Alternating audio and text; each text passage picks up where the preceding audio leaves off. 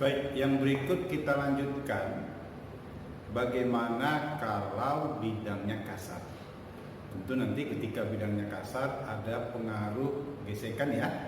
Mari kita lihat gimana efek gesekan terhadap percepatan dan tegangan tali sistem.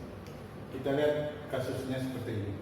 Mirip dengan yang tadi, M1 di lantai di atas meja tapi bidangnya kasar. Digantung dengan M2 melalui katrol. Coba hitung berapa percepatan. Baik, langkah pertama coba kita bayangkan gerakannya. Tentu nanti M1 akan bergeser ke kanan akibat ditarik oleh M2. Mari gambarkan gaya-gaya. Pertama, benda kedua punya massa, berarti ada gaya berat.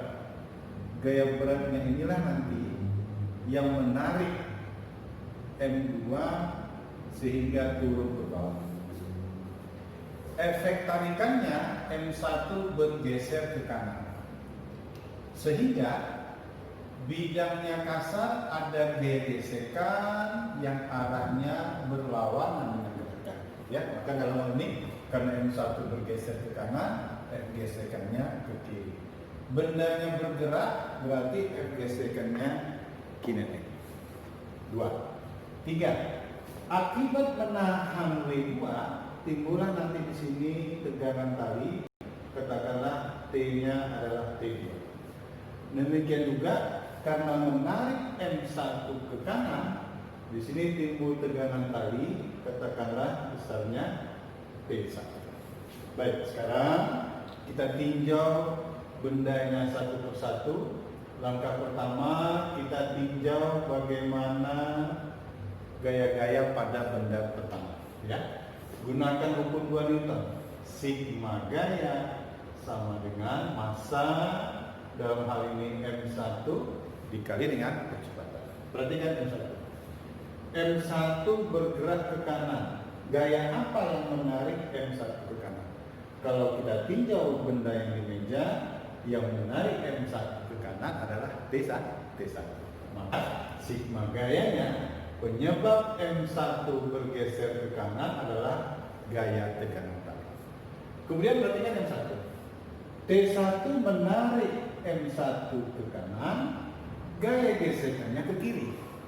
Karena gaya gesekan melawan arah gerakan, maka F gesekannya, dalam hal ini F gesekan kinetik, akan mengurangi gaya yang menyebabkan M1 bergerak. Nah, ini nilainya sama dengan M1 dikali dengan percepatan. Baik, secara otomatis F gesekan ini kita pindahkan ke kanan, sehingga T1 bisa kita tulis M1 dikali percepatan dijumlah dengan gaya gesekan kinetik. Coba ingat kemarin rumus gaya gesekan apa? M1 dikali A dijumlah koefisien gesekan kinetik dikali dengan gaya normal. Nah, di sini gaya normalnya kan? Gaya normal adalah gaya tegak lurus bidang. Karena bidangnya datar seperti ini, maka nanti gaya normalnya tegak lurus tentu ke atas.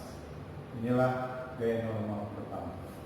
Karena benda pertama ini punya massa, ada gaya berat, dalam hal ini W1. Coba bayangkan gerakan benda. Benda bergeser ke kanan, artinya arah vertikal benda tidak bergerak. Karena benda bergeser ke kanan, gaya yang ke atas pada benda satu besarnya sama dengan gaya yang ke bawah. Maka dalam hal ini gaya normalnya sama dengan gaya berat. Rumusnya apa? Massa dikali dengan gravitasi. Karena mau menghitung gaya normal pada benda pertama, berarti sama dengan W1. W1-nya apa?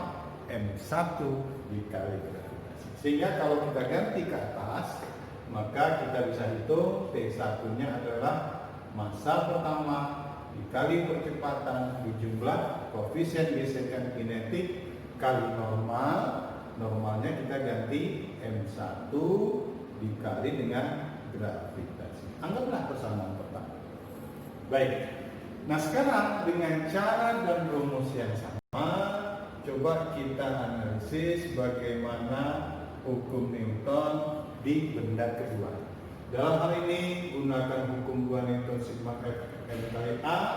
Massa yang kita gunakan adalah M2. Sekarang kita perhatikan M2. M2 turun ke bawah. Gaya apa yang menarik M2 ke bawah? Perhatikan gambar. Yang menarik M2 ke bawah adalah gaya berat.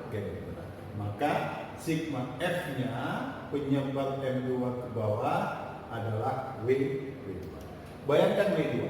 W2 menarik ke bawah selama gerakannya T2 ke atas melawan W2. Maka sigma F-nya kita ganti menjadi W2 dikurang T2. Kenapa kurang? Karena arahnya berlawanan, sama dengan M2 dikali dengan percepatan. Baik, T2 pindah ke kanan, M2A pindah ke kiri. Sehingga T2 minus pindah ke kanan jadi positif, sama dengan W2. M2 kali A pindah ke kiri jadi negatif. Maka ini kita tulis M2 dikali A. Maka kalau kita ganti W2 itu M2 kali G, bisa kita tulis M2G dikurang M2 kali A. Kita anggaplah ini persamaan kedua. Ya, nah nanti jika kita samakan persamaan 1 dan kedua, kita akan bisa hitung berapa besar percepatan benda tersebut.